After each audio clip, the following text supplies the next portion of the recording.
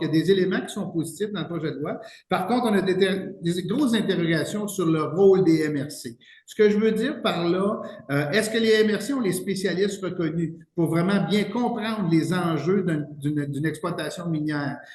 Prenons le cas juste, par exemple, chez nous à Val-d'Or. Vous avez le lot de la forêt récréative qui est clémé. Par contre, si je parle avec n'importe quelle personne, que ce soit avec la municipalité, avec des dirigeants de la MRC ou des entreprises minières, on ne veut pas d'exploitation de surface, mais il n'y a aucune problématique que le sous-terre puisse continuer à être exploité. Vous le savez, les conduites souterraines, les kilomètres qu'on a, c'est comme un métro. On part d'un point A à un point B, il y a des kilomètres sous terre que nous avons et qu'il n'y a aucune présence ou aucune conséquence sur la surface. Donc, comment on fait justement dans ce projet de loi-là pour s'assurer qu'on puisse continuer à exploiter notre souterrain de façon adéquate, mais qu'on est capable de préserver les belles choses qu'on fait en surface? Je pense que personne qui pensait que Pierre Dufour là, acceptait tout sans broncher dans les corridors de l'Assemblée nationale, même dans le parti. Là. Il va y avoir les consultations certainement au retour au mois de septembre.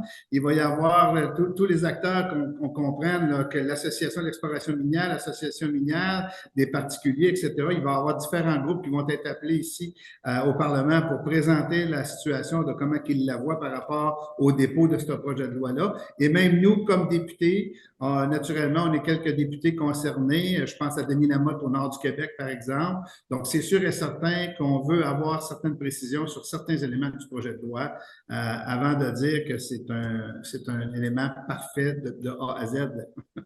C'est pas encore conciliable, il n'y a pas encore unanimité, puis on n'a pas peur de le dire, là, même entre députés d'un même parti, tous travaillent pour tirer leur bout de la couverte.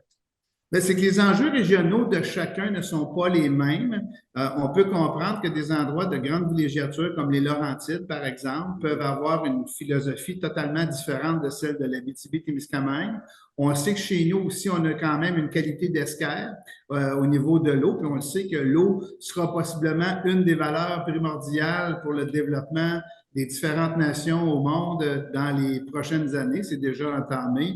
Donc, il y a quand même tous ces éléments-là qu'il faut tenir compte lorsque on dépose un projet de loi puis qu'on accouche vraiment d'un projet de loi une fois qu'il sera terminé pour s'assurer qu'on ne met pas de problématiques dans notre territoire qui s'appelle l'Abitibi-Témiscamingue.